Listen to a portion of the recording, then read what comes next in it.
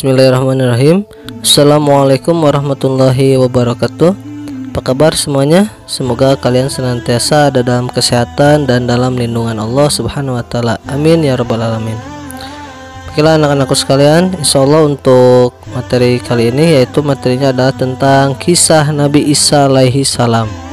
Nah ya, Nabi Isa ini adalah nabi yang ke-24 ya, yang diceritakan di dalam Al-Qur'an seperti itu ya. Nah insyaallah kita akan membahas tentang kisah Nabi Isa alaihissalam ya. Namun sebelumnya kita terlebih dahulu berdoa bersama-sama ya. Bismillahirrahmanirrahim. Raditu billahi robba wa bil islami dina wa bi muhammadin nabiyya wa rasula. Rabbi zidni ilman warzuqni fahman. Alhamdulillahi rabbil alamin. Alhamdulillahirrahmanirrahim. Baiklah, langsung saja kita mulai kisah Nabi Isa alaihissalam.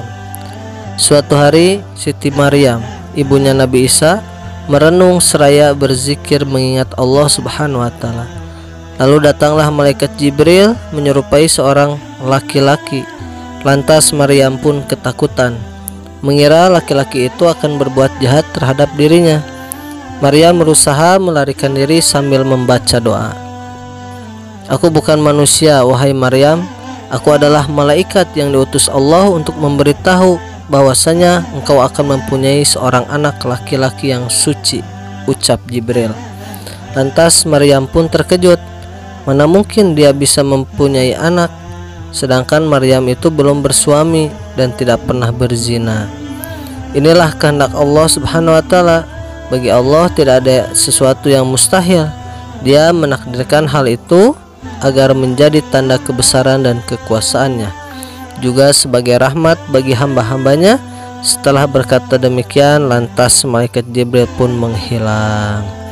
Akhirnya Maryam duduk merenungi bahwasanya dia merasa gundah dan tak dapat membayangkan bagaimana sikap orang-orang terhadapnya kalau dia benar-benar hamil. Maryam kemudian memutuskan untuk meninggalkan Baitul Maqdis. Dia pindah ke tempat kelahirannya, yaitu di An-Nasirah, jauh dari keramaian.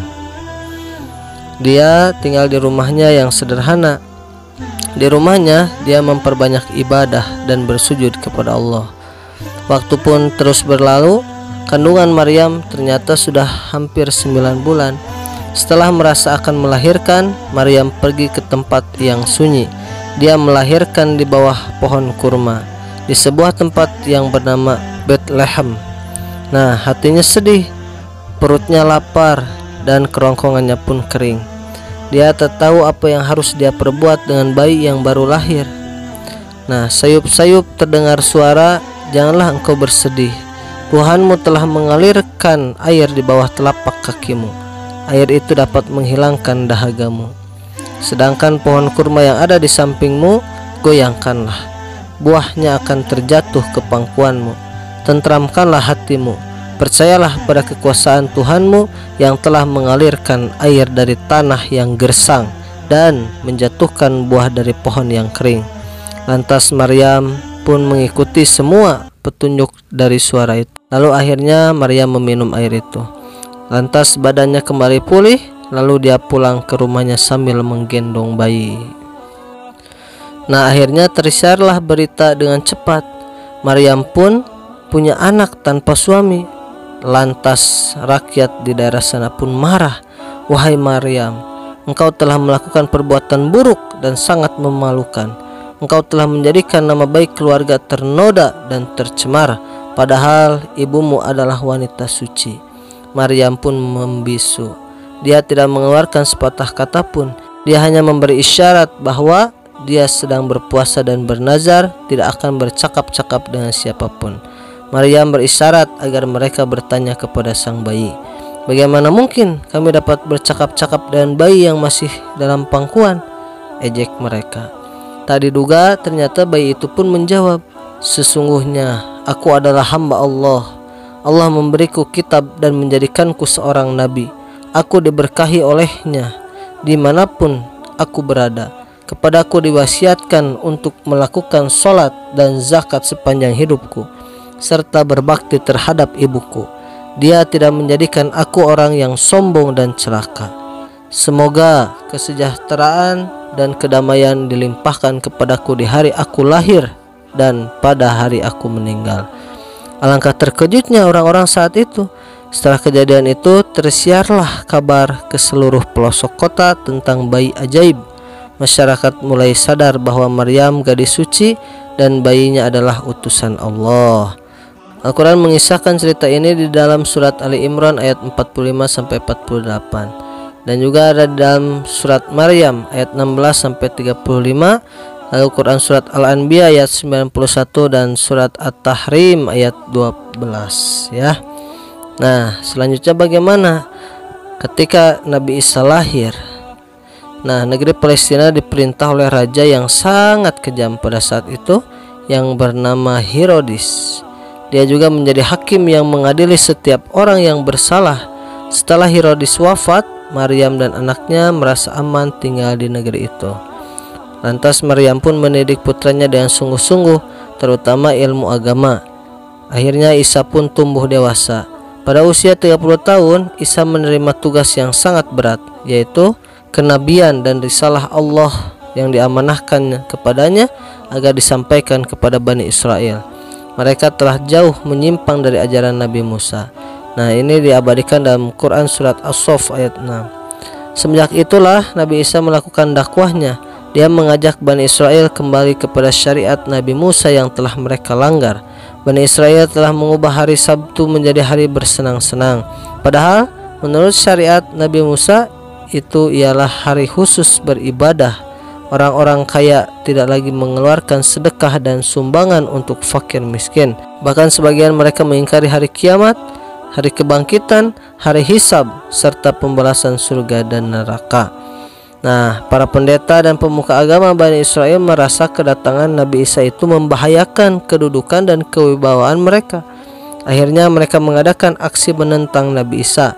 Mereka juga menghasut rakyat dan menyebarkan fitnah bahwa Nabi Isa adalah seorang pendusta. Dia datang dengan maksud merusak dan merombak agama Nabi Musa yang dianut Bani Israel. Para penentang itu pun menuntut agar Nabi Isa membuktikan kebenaran risalahnya di depan umum.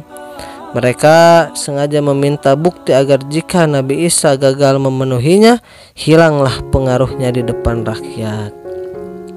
Sesungguhnya aku adalah utusan Allah yang membenarkan kitab sebelumku, yaitu Taurat, dan memberi kabar gembira kepada datangnya seorang rasul sesudahku yang bernama Ahmad, ucap Nabi Isa.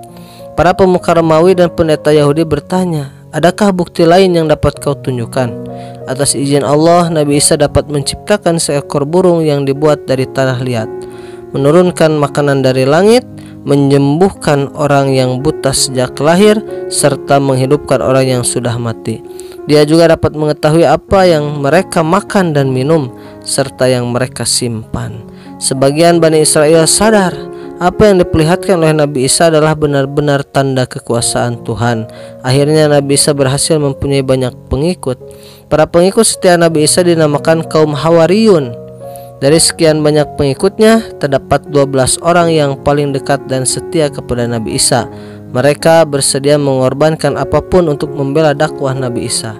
Mereka adalah yang pertama, Petrus atau Simon. Kedua, James atau Yohanes, tapi bukan Nabi Yahya ya. Yang ketiga, John, Yahya atau Yohanes, tapi bukan Nabi Yahya. Yang keempat, Andrew atau Andreas. Nah, yang kelima, Philip ya atau Filipus. Yang keenam, Barthomeo, yaitu mempunyai gelar Nathanael. Ketujuh, Matthew atau Matius. Yang kedelapan, Thomas. 9, James atau Yakobus bin Alpaheus. 10, Tadeus Lebaeus. 11, Simon the Cananean. Yang ke-12, Judas Iskariot. Nah, para pendeta dan pemuka agama semakin marah dan dengki kepada Nabi Isa. Begitu juga para penguasa yang merasa kedudukannya terancam. Mereka kemudian menyusun rencana untuk menyingkirkan Nabi Isa. Nabi Isa tidak gentar. Beliau tetap berdakwah walau dilakukan secara sembunyi-sembunyi. Para penguasa Romawi terus mencari ke berbagai tempat. Atas pertolongan Allah beliau terselamatkan. Para muridnya selalu melindungi dan menyembunyikan keberadaan Nabi Isa. Allah pun berfirman dalam Quran surat As-Saff ayat 14, "Hai orang-orang yang beriman, jadilah kamu penolong agama Allah sebagaimana Isa ibnu Maryam telah berkata kepada pengikut-pengikutnya yang setia. Siapakah yang akan menjadi penolong-penolongku untuk menegakkan agama Allah?" Pengikut-pengikut yang setia itu berkata, "Kamilah penolong-penolong agama Allah." Lalu segolongan dari Bani Israel beriman dan segolongan lain kafir. Maka kami berikan kekuatan kepada orang-orang yang beriman terhadap musuh-musuh mereka. Lalu mereka menjadi orang-orang yang menang. Karena tidak berhasil menemukan Nabi Isa, Raja Romawi membuat sayembara. Barang siapa berhasil menunjukkan keberadaan Nabi Isa, dia akan mendapat imbalan yang sangat besar. Hadiah tersebut berupa uang sejumlah 30 dinar, ya, dan mata uang yang terbuat dari emas. Salah seorang murid Nabi Isa, Judas Iskariot, berkhianat. Dia melaporkan kepada pihak kerajaan bahwa dia mengetahui keberadaan Nabi Isa. Allah pun murka dan akhirnya justru memberikan hukuman kepada sang pengkhianat. Saat tentara kerajaan memasuki tempat Nabi Isa, Allah menyembunyikan Nabi Isa dan menyerupakan Judas Iskariot dengan wajah Nabi Isa. Akhirnya Judaslah yang ditangkap. Walaupun berusaha menjelaskan kepada tentara bahwa dia bukan Nabi Isa, tetap saja dia yang ditangkap. Akhirnya Judas disalib oleh tentara Romawi. Ya, lalu kemanakah Nabi Isa? Dan ternyata Nabi Isa itu ditempatkan oleh Allah di langit ketiga. Ya, wallahu alam bil murad. Bahwasanya kelak Nabi Isa akan turun ke alam dunia untuk memerangi Dajjal, ya, di akhir zaman. Nah, semoga dengan kisah ini kita senantiasa beriman kepada para nabi dan rasul. Baiklah anak-anakku sekalian, jadi Nabi Isa ini, ya, dalam kisah Nabi Isa ini kita pun dapat mengambil hikmahnya, ya, bahwasanya kita jangan sampai menjadi seorang pengkhianat, ya, atau menjadi seorang yang munafik. Nauzubillahi min dzalik. Karena tempat bagi orang-orang yang munafik itu adalah di neraka jahanam yang paling dasar. Nauzubillahi min dzalik, ya. Nah, jadi tetap kita itu harus menjadi orang yang jujur, ya, orang-orang yang selalu berbuat kebaikan, ya, seperti itu. Baiklah anak-anakku sekalian, sekarang ini tugas untuk kalian, perhatikan. Nah, silakan kalian lihat. Apabila kalian lihatnya di HP, boleh di screenshot terlebih dahulu. Apabila yang melihat di laptop atau di komputer, silakan di skip lalu dituliskan. Oke, nah, ya, silakan dikerjakan. Jangan lupa apabila sudah selesai dikirim, ya, ke Bapak jawabannya. Oke. Nah, itu saja barangkali kita akhiri dengan bacaan hamdalah. Alhamdulillahirabbil alamin. Doa kifaratul majlis. Subhanaka Allahumma wa bihamdika asyhadu an la ilaha illa anta astaghfiruka wa atubu ilaik. Amin ya rabbal alamin. Itu saja barangkali. Terima kasih banyak. Mohon maaf atas segala kekurangan dan kesalahannya. Terima kasih. Wabillahi taufik wal hidayah wa ridha wal inayah. Wassalamualaikum warahmatullahi wabarakatuh.